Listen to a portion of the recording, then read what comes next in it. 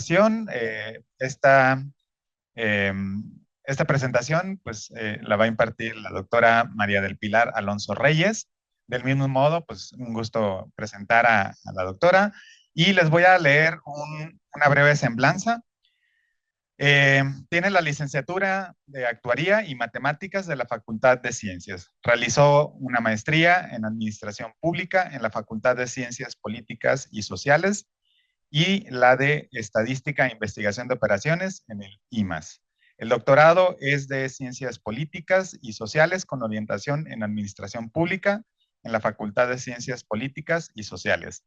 Su área de especialidad es la estadística aplicada a diversas áreas del conocimiento y por ello ha trabajado en diversos proyectos, campos como la biología, la economía, las ciencias sociales, entre otras. Una de las trayectorias más importantes es la de envejecimiento y vejez en el seminario en el Seminario Universitario Interdisciplinario de Envejecimiento y Vejez. El trabajo académico consta de más de 70 tesis dirigidas y ha participado como sinodal de trabajos de tesis de licenciatura, maestría y doctorado. Ha impartido diversos cursos en la Facultad de Ciencias sobre probabilidad y estadística, optativas como en estadística y seguridad social, y otros cursos en universidades de algunos estados de la República Mexicana. La colaboración institucional ha sido importante desde la coordinadora de la licenciatura en actuaría, coordinadora general de Departamento de Matemáticas y actualmente consejera técnica del área de matemáticas de la Facultad de Ciencias UNAM. Pues bienvenida y muchas gracias. Adelante. Y coordinadora del premio administrativo. Pues muchas gracias por la invitación. Este tema que es fundamental ahora. La obesidad infantil en México, comparaciones entre Coahuila y México, el trabajo lo hicimos Rina Ojeda, José Reyes, Claudia Palacios y yo, pues caracterizando la importancia. ¿Qué vamos a ver? Pues brevemente esto, ante la plática. La obesidad es una epidemia, y es una epidemia que lleva muchos años, más allá del COVID, es la epidemia del siglo. Eh, ¿Cuál es su impacto? Pues la morbilidad, ¿no? O sea, va a afectar a muchas enfermedades crónicas degenerativas, la calidad de vida de las personas va a ser mermada y algo que a veces no vemos, el gasto sanitario es tremendo en los países que padecen obesidad como parte fundamental de la historia de vida. En 2022, 1 de cada 8 personas en el mundo eran obesas, de cerca de 8,000 millones de personas en el mundo, 2.500 adultos, 2.500 millones de adultos tenían sobrepeso y 890 eran obesos. 390 millones de niños adolescentes de 5 a 19 años tenían sobrepeso, de los cuales 160 millones eran obesos. Estamos hablando de 2,000 millones de personas de esta edad. En 2024, 35 millones de niños menores de 5 años tenían sobrepeso. Si todavía pensamos que no es un problema, pues es un gran problema. ¿Qué es la obesidad? Es un estado corporal cuya característica es acumulación de grasa ocasionada por un desequilibrio energético que se debe a distintos factores, como es el aporte calórico, gasto energético, y además tenemos este problema, que es la homeostasis, que es este equilibrio, o sea, hay un desequilibrio en el cuerpo de acuerdo a los cambios externos que tenemos. Y también, indiscutiblemente, va a haber esta situación de la vulnerabilidad genética, ¿no? O sea, si hay una predisposición hacia la obesidad o el sobrepeso, ¿no? Directamente. ¿Por qué es importante mantener el foco en la obesidad infantil? Porque es un impacto en la calidad de vida de los niños que más adelante pues tendrán sus repercusiones cuando son adultos. Es un problema que tiene distintas aristas que es necesario atenderlos desde políticas públicas que se engloben desde la salud, la educación, el medio ambiente, formas genéticas, etcétera, ¿no? Por eso la obesidad infantil presenta varios desafíos. ¿Qué desafíos tenemos? El aumento del riesgo de enfermedades crónicas, o sea, los niños, adolescentes, pues van a tener más propensión a tener pues una de las principales enfermedades, ¿no? La diabetes tipo 2.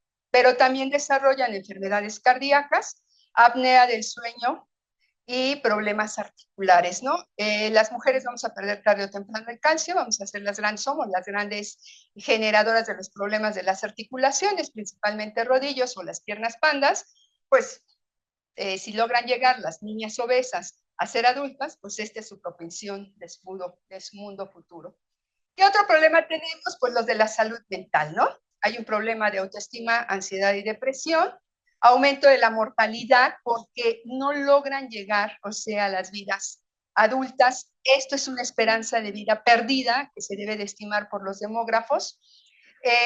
Hay desafíos para la salud pública en el caso económico, pues tenemos que la atención en niños con obesidad va a generar a la larga pérdida de productividad de los padres, impacto en su calidad de vida que tiene que medirse. En el caso de los sistemas de salud, pues hay que atender la obesidad y entonces estamos en este proceso no preventivo, sino curativo. La necesidad de intervención integral se debe de atender la obesidad no solamente con un problema de salud, sino que debe de estar todos los factores involucrados para dar una salida. Táñala, el curso de vida, claro que sí, porque el curso de vida, que es el fenómeno que estudiamos en el envejecimiento, pues yo soy resultado en la vejez de todo lo que hice en mi proceso de juventud, de infancia, juventud, madurez, con relaciones en el trabajo, con relaciones con el deporte, con relaciones en la escuela. Entonces, ese curso de vida va a ser lo que nos va a generar qué tan satisfactorio o qué tanto beneficio tenemos en la vejez. Y eso es fundamental. Disminución en el desempeño escolar, pues la capacidad de atención, fatiga, capacidad emocional están totalmente alteradas y no las vemos, ¿no? Entonces, ¿qué nos dicen Sanud? Para 2023 nos dice que sí, que niñas y niños menores de 5 años se encontró una prevalencia de 16.2 de baja talla, 3.5 de bajo peso, 0.9 de emaciación, que es la delgadez excesiva. Este es otro de los grandes problemas que tenemos en los estados de gran pobreza. ¿Por qué? Porque la desnutrición es nuestro gran problema de mortalidad infantil. Entonces, no solamente es la obesidad, ¿no? Sino que en los estados pobres tenemos esta situación grave. Punto 9, perdón, 6.7, sobrepeso y obesidad. En la población de 5 a 11 años, la prevalencia de obesidad y sobrepeso fue 34.2% de esa población. De 12 a 19 años tenemos 38.1% de sobrepeso y obesidad. En 20 años y más tenemos 76.2% de prevalencia de obesidad y sobrepeso. Y vean, casi iguales hombres y mujeres. Aquí no nos distinguimos directamente en el sexo ni hay diferencia en ese aspecto. ¿Qué nos dice? Vean, aquí están las características de bajo peso, bajo talla, emaciación, sobrepeso y obesidad. No es un problema tan severo en vista, vean, aquí están las en salud desde 1998 hasta 2023. Se logra que disminuya la desnutrición en algunos estados, pero permanece casi constante esta, bueno, baja de 2.1 a 0.9. El problema que estamos atendiendo en este tema es el sobrepeso y obesidad, que ustedes pueden ver que se está situando a niveles de 8, si lo pudiéramos ver así, cercano al 8%, y bueno, es grave. En el caso de baja talla, pues sí hay un problema en este sentido, ¿no? Y bajo peso, directamente, lo vamos a ver en la situación con Coahuila. Estrictamente ya para sobrepeso y obesidad de 5 a 11 años de edad, también desde algunas en salud de 1999 hasta 2023, la café o mostaza es sobrepeso, la vino es obesidad, y pueden ver que en el caso de 2023, pues tenemos hombres con sobrepeso del 14.2, más mujeres 23.4, el promedio es el nacional, y entonces estamos teniendo más obesos hombres, menos obesos mujeres. Y se ha logrado un poco de disminución, pero vean la característica del comportamiento que estamos teniendo de la obesidad. directamente infantil, ¿no? De 5 a 11 años. Entonces, bueno, ¿la tenemos grave la situación en México? Claro que sí, ocupamos el primer lugar mundial en el caso de niños, ¿no? De la obesidad infantil, y esto debe de ser atendido. ¿Qué hicimos en Coahuila? Hablando de la conferencia de la mañana, ¿qué hace la estadística que todavía no hace la inteligencia artificial por nosotros? Pues el muestreo. Directamente todavía no puede hacer muestreo la inteligencia artificial, ni mucho menos escoger a las personas, ni nada por el estilo. Desarrollamos un muestreo estratificado para preescolar y primaria y extendimos una parte a secundaria. Tomamos un tamaño de muestra de 601 alumnos con una precisión del 4% y una confianza del 95%. Aquí están los estimadores que ocupamos. Y estamos teniendo esta información. Consideramos además una condición de no respuesta del 15%. ¿Qué resultados obtuvimos? Fueron muchísimos. Nada más estoy presentando los principales. ¿Qué consumen los niños? Pues indiscutiblemente siguen consumiendo dulces, ¿no? Dulces es la D, R, refrescos, T, tortas, P, papas. Y podemos ver que hay un gran consumo de alimentos chatarra en las escuelas, ¿no? Entonces, una política sobre esto es importante y de ahí la implementación de esto. ¿Qué pasa con la estatura media por nivel y grado? Pueden ver que efectivamente el proceso de crecimiento de los niños, pues efectivamente va dándonos, aquí están las medianas, directamente, efectivamente van creciendo los niños, pero tenemos puntos en la escuela que se salen de la estimación. Entonces aquí está el intervalo de confianza y por lo tanto tenemos niños que están o por abajo del peso o por arriba del peso, dependiendo de los grados que estamos atendiendo. En las tallas ideales de niños tenemos, el azul es el promedio de estatura, los rojos es la estatura ideal que deberían de tener los niños según la edad. Tenemos el peso máximo que encontramos, perdón, la talla máxima que encontramos y la talla mínima que encontramos. Entonces, en el caso de 9 años tuvimos niños que tuvieron una talla muy pequeña. Entonces, bueno, en general el promedio estarían en una estatura ideal.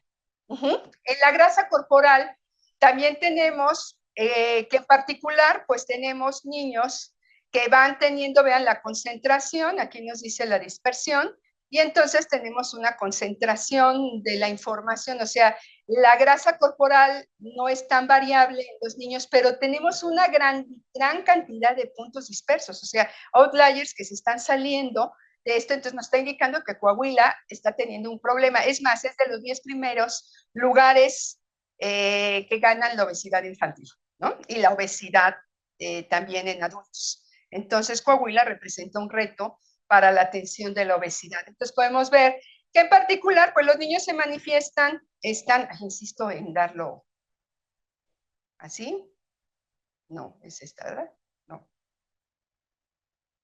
Aquí está. Entonces, todavía son compactas las varianzas y eso está bien porque nos permite decir que tenemos una homogenización en la información de los datos de los niños. Se midieron, se hicieron todo en proceso presencial en los niños. ¿Qué tenemos? Que en particular tuvimos este promedio para las edades de nivel de grasa. Encontramos que hubo casi siempre en hombres un nivel saludable para la grasa, pero en mujeres encontramos bajo nivel de grasa y procesos saludables. En el caso del índice de masa corporal, pues tuvimos alumnos de acuerdo a la edad, con poco peso, con peso saludable, y algunos ya presentando la obesidad y sobre el peso en las edades de 10 a 11 años, y ahí estuvieron los índices de masa corporal que estuvimos encontrando. Algo que nos está midiendo en los programas que vamos a ver más adelante, pues son la presión sistólica y la diastólica. ¿Y qué es lo que está pasando? Casi siempre se nos dice que los médicos no miden la presión de los niños. Y entonces uno dice, ¿por qué no pueden medir la presión de los niños? Porque el aparato no existe en términos de la pulsera o del brazo para los brazos chiquitos o los brazos muy gorditos, porque se tienen que utilizar. Entonces se tuvo que comprar pues elementos para poder medir a los infantes que sí existen, igual que los estetoscopios, el termómetro, etcétera, que tuvimos que hacer toda la medición con relación a esto. ¿Qué nos está indicando? Que la presión arterial es muy variable. Y dependiendo de la situación y nivel del mar donde estamos viviendo, pues esto es una alteración hacia las enfermedades cardíacas anticipadas, que tenemos que ver junto con la obesidad, que van a ser las dos grandes influencias para dañar al corazón y con ello al pulmón. Entonces tenemos al gran aparato, nuestro gran músculo que nunca descansa, que es el corazón, que la obesidad pues va a afectar directamente su sistema. Entonces, como podemos presentar, vean aquí, las presiones están teniendo una cantidad de puntos muy altos. Aquí está la presión sistólica, que está teniendo observaciones altas en un momento determinado, vean, y bajas. Esta es la baja, esta es la alta, y estamos teniendo presiones altas, muy altas, en los niños. ¿Qué debe de atenderse? Aquí hay un problema que nos está indicando en la población. Entonces, no se presentan, hicimos hasta mapas de cómo está Coahuila en términos de este fenómeno infantil. ¿Qué hacemos? Y por eso la pregunta anterior que hice. No solamente hay que ver la estadística. ¿Qué hay en torno al cuerpo? ¿Qué nos hace el neoliberalismo en torno al cuerpo? ¿Qué nos dice? La medicina y el modelo de consumo ha prescrito a la población que adelgace. O sea, a medida que vamos de la infancia hacia la adolescencia y la adultez, se nos vende cómo debemos de ser en el cuerpo las mujeres y los hombres, cómo debemos de comportarnos en el cuerpo. Pero ¿quién es su contraste? El modelo neoliberal nos produce cómo es el consumo de alimentos. En México hemos cambiado la forma de consumo. ¿Quiénes de todos ustedes consumen hamburguesas? Hot dogs. ¿La frecuencia? ¿Cuántas veces se come hamburguesa? Porque nos resuelve problemas de alimentación en tiempo rápido. Pero además, en el caso de los niños, este tipo de alimentación tiene el placer de comerse, o sea, produce endorfinas que les gusta, ¿sí? Porque además viene la cajita feliz y el pretexto es consumir este tipo de cosas ante el consumo. ¿Quiénes consumen nopales, acelgas, verduras, etcétera? Y entonces vamos disminuyendo el número de personas que tenemos una alimentación que hace 30 años era fundamental en la alimentación mexicana. Estoy de acuerdo que no es lo mismo medir en Coahuila esto que medir en el centro, que medir en el sur, porque los consumos alimentarios dependen de las características culturales que tienen las regiones y de los alimentos disponibles. Entonces tenemos un modelo que nos genera un cambio fundamental en el consumo. O sea, aquí ya hubo 30 años de un cambio de consumo. Consumimos refresco en una cantidad brutal, jugos endulzados, refrescos, que lo que nos genera, pues es el aporte calórico, que es lo que estamos diciendo, la descompensación ante el cuerpo, ¿no? También tenemos problemas relacionados con el peso en la comida ingerida, comer como si fuera solo voy a comer poquito y entonces voy a adelgazar, ¿no? Y 3 días me voy a generar una comilona que nos va a aportar, pues, los otros problemas en los que las clientas número 1 somos las mujeres, ¿no? Todos los desórdenes alimentarios fuertemente son causados por un desorden de la alimentación. Entonces estamos contrastándolo con solamente pensar que la obesidad está en términos de la cantidad de alimento que tomamos, pero lo que debemos de considerar es que está el medio ambiente, los mecanismos hormonales y neuronales, factores genéticos, metabólicos, constitucionales del cuerpo, y depende mucho de la situación económica. A veces olvidamos esta parte, ¿no? La red más grande de distribución que no tenía México ante COVID era Bimbo y Coca-Cola. Bimbo y Coca-Cola llegan a todos lados con la red más grande. A toda, la tiendita más chiquitita está Coca-Cola y Bimbo. Y si yo tengo hambre, compro un gansito o compro lo que sea de pan, porque es lo más rápido de resolver mi situación. Y el refresco, pues no lo podemos dejar así, digamos, vamos a bloquear Estados Unidos con Coca-Cola, pues yo retaría en ser, efectivamente, no consumir Coca-Cola, ¿no? Es como Sabritas, no pueden tomar solo una, ¿no? O no podemos tomar solo una. Entonces, pues ya hemos cambiado esto. ¿Cómo vencemos esto? ¿Cómo logramos que los niños comiencen con una actividad sana en la alimentación? Pero además algo que no veíamos, el gasto sanitario derivado de una persona adulta obesa resulta 36% más alto que el de una persona con su peso recomendable. Y su gasto farmacéutico un 77% más elevado. O sea, ¿qué hacemos?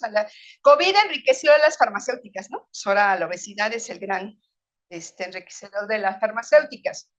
Hay una relación directa entre prevalencia de la obesidad y los fallecimientos. El coste económico directo del tratamiento de obesidad junto con el resto de condiciones clínicas asociadas se estima alrededor del 7% del gasto sanitario. ¿Por qué es importante que lo veamos en este tipo de foros? Porque no se estudian realmente con métodos. Se está estimando, ¿cómo estimamos el costo de las personas obesas? La comida, cuando no solamente es la ingesta, pues tenemos que estimar cuál es la enfermedad que van a tener y qué costos van a tener esas enfermedades, cuánto tiempo sobrevive y lo muy importante demográfico, cómo le estamos restando años de vida saludable a las personas. Y eso implica una serie de costos porque no va a lograr terminar la escuela, etcétera, ¿no? Si lo vamos viendo en esa perspectiva. Según la OCDE, el impacto económico de la obesidad y sobrepeso en México representó un gasto de 26,000 millones de dólares, equivalente a 5.3 del PIB, y se incrementó para 2020 en 6.2%. La Secretaría de Salud estima que la obesidad en 2017 tuvo un gasto de 240,000 millones de pesos y seguirá aumentando este gasto a los 272,000 millones en 2023, con un aumento de 13% en 6 años. ¿Qué es lo que sucede? Es mi tiempo para acabar bien. ¿Qué es lo que sucede? Que esto se está aumentando muchísimo más. Y bueno, también hay otros costos que podemos ver aquí directamente y se estima que el costo directo e indirecto asociado a la obesidad en México asciende a más de 240,000 millones de pesos. Entonces, y los grandes que sí está el costo, pero veamos esto, ¿no? La mortalidad prematura la deberíamos de resolver, no seguir teniendo mortalidades por esta situación. ¿Qué se ha hecho? Pues hay que educar y promover estilos de vida saludable, mayor accesibilidad a alimentos saludables, creación de entornos saludables, investigar a la obesidad, hay que desarrollar estrategias, hay que hacer colaboraciones intersectoriales. Y bueno, ustedes sabrán que ya se hizo a partir de este año el modelo Vive Saludable. Tienen las primarias, hábitos saludables, jornadas de salud escolar y alimentos en las escuelas. ¿Qué se ha hecho más? Prohibición de la comida chatarra a partir del año 2024, monitoreo de la salud que empezó y la semana anterior a la ENOAN se dieron la información de 10 estados, cómo va el programa, módulos de atención ya en la Ciudad de México para determinar, y esto que la industria ha criticado precisamente al doctor López-Gatell porque es uno de los grandes promotores, el etiquetado frontal, que es muy importante para que nosotros estemos responsables de lo que estamos consumiendo, ¿no? Y como padres, ¿qué les damos a los hijos? Bueno, es un problema muy grave. Ahí están las cifras finales, 6.7 en sobrepeso y obesidad, y 15.7 en escolares. En Coahuila encontramos obesidad ligera 11.5, obesidad moderada 6, obesidad mórbida 4.6, obesidad ligera en secundaria 30.5, moderada 20% y mórbida 9%. ¿Qué necesitamos hacer? Pues es que lo grave de esto es que vamos para el 2040 en 48% de esta prevalencia y se requiere un enfoque centrado en las personas, ¿no? Pensado que el curso de vida tenemos que dar una calidad en toda la vida, no solamente en un proceso final, ¿no? Bueno, esta es la bibliografía que utilizamos y pues les agradezco mucho la atención. Muy bien, pues muchas gracias por tu presentación, doctora. ¿Preguntas? ¿Preguntas? Gracias por la charla. ¿Existe otro tipo de medidas diferentes al IMC? O sea, de que más exactos que tomen en cuenta la composición corporal, otros factores, que no sea solamente la altura y peso. Los estandarizados siempre son el IMC, o sea, hay que medirlo. Nosotros propusimos entonces también medir la presión arterial, ajá, porque se vuelve fundamental para ver ya los impactos en el corazón, porque nos los está indicando. Eh, Consideramos también el equipo que deberíamos de hacer ya estudios cualitativos, que esa es otra de las cosas que nos mencionó el ponente de la mañana. No lo hace la inteligencia artificial, tenemos que ver cómo se compone la familia y cuáles son las redes con las cuales se alimenta, porque no solo basta en poner, no vas a comer esto, pero si lo único que pueden comer, porque hay que ver que el país es megadiverso, no solamente en flora fauna, sino en composición económica. ¿Cómo hacemos en términos de salario y de recursos? Pensémoslo aquí, está fácil, pero si yo me traslado en la Ciudad de México y son 4 horas de traslado, 3 horas o 2 horas que se trasladan los alumnos, pues no comen y comen lo que sea. ¿Qué es lo que sea? Entonces, ahí hay un fenómeno que tendemos que atender y solo con estudios cualitativos los podríamos atender. Pero en el caso del cuerpo, no existe otra cosa médica. Sí. Muy bien. A mí me llamó la atención en las distribuciones de los datos de la presión, que la dispersión entre los cuartiles, no sé si eso es algo que tenga una explicación, que sí eso es algo saludable, pero están más dispersos entre más edad tienen los niños. Sí, No nada más los outliers, sino la no, la altura de misma altura del de box las plot. cajas, ¿no? Exacto. Sí, lo que nos está diciendo y notamos cuando hicimos el estudio de manera presencial es que si hay un problema en la alimentación. Exacto ahí. O sea, si hay un problema, o sea, en los niños ves cómo las cajas pueden ser muy grandes, lo cual implica que la variedad es muy grande y depende del horario en que lo hicimos. O sea, abarcábamos desde las 8 de la mañana y ¿qué te quiere decir? No vienen desayunados. Y entonces la presión se altera por el nivel de desayuno. O si la tomamos inmediatamente después de hacer una ingesta de alimentos porque la presión arterial sube. Entonces, esto tendríamos que quitar factores de ese estilo y homogenizar para ver si efectivamente se están presentando a este nivel, el nivel primario está casi homogéneo, pero en la baja está teniendo situaciones graves. Y no le damos la importancia a la presión baja. Y la presión baja también te está diciendo, el corazón está mal. Entonces, efectivamente, puede ser por los alimentos. Y entonces ahí debemos ser controlados ciertas variables de alimentación, el tiempo de la ingesta. Gracias. Sí. Tenemos una pregunta.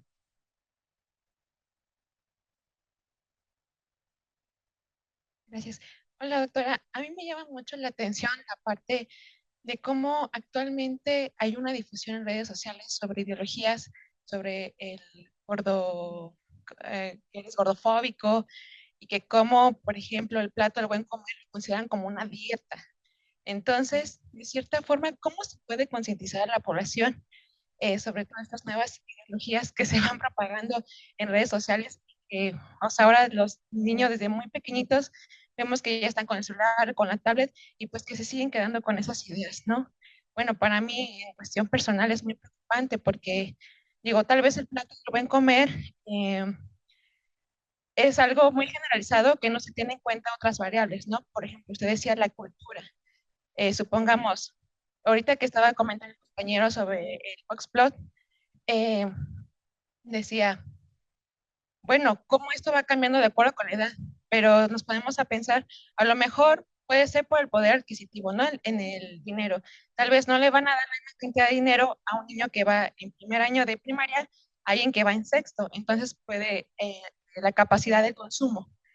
Pero sin embargo, pues también va a depender de cómo los padres han estado educando de cierta forma en consumo, ¿no? Al hijo. Y por otra parte, pues este tema de las redes sociales. Es eso. Gracias. Gracias. La pregunta es muy difícil de resolver. ¿Por qué? Porque está en esto. O sea, por un lado hacemos una política pública que diga cómo vamos a hacer ahorita lo que se está haciendo en el 2025 para los niños de primaria y cómo atenderlos, pero nos tenemos que preguntar, hay varias variables. ¿Cómo convencemos a la cooperativa de no vender productos chatarra? Pero los chatarras se van a poner afuera. Y el niño, o sea, los sabores que se han generado son totalmente adictivos. Entonces, te van a pedir los chetos o los tipos de bolsa cheto que se venden y que ya ese sabor es adictivo, entonces lo pides. ¿Cómo educamos? Es un fenómeno complejo porque no basta con la política pública. Cuando yo siempre digo, somos neoliberales ya internos, ¿eh? En los huesitos, el neoliberalismo nos atrae, no solamente en lo económico, sino también en la alimentación. Cambiamos 30 años de cambiar el tipo de alimentación. Los padres actuales ya están educados a un tipo de alimentación en las prisas. Ajá, sobre todo en grandes ciudades, ¿no? Si pensamos Guadalajara, Monterrey, Ciudad de México y así Puebla y todos que se saturan ante el tráfico y entonces pues la facilidad de la comida chatarra nos es más sencillo. Si pensamos en comida, estructurar que un comedor de comida corrida es mejor que una hamburguesa, tendríamos que regresar a ese proceso que México tuvo hace 50 años. Pero entonces tendríamos que hacer un estudio integral de cómo el mundo nos cambió esta figura. ¿Eh? Sí van a actuar con la política pública establecida para primaria, pero en la primaria están 1/3 de la vida los alumnos diarios.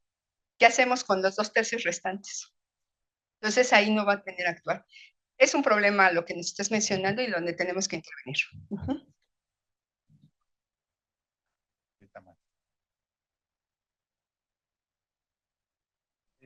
Solamente me surge la pregunta, como una posible solución que uno podría pensar sería como poner altos impuestos a estos productos para desincentivar a su consumo, pero justo por esa parte de la adicción se van a seguir consumiendo y afecta de algún modo también a la economía, ¿no? ¿Esto podría servir de alguna manera? ¿Habrá alguna estrategia o...? Funciona y no. Se tasa el cigarro. Y el cigarro ha servido durante un tiempo para mantener el seguro popular y ahora se da para el bienestar. Y aún así, ¿cuántos fuman?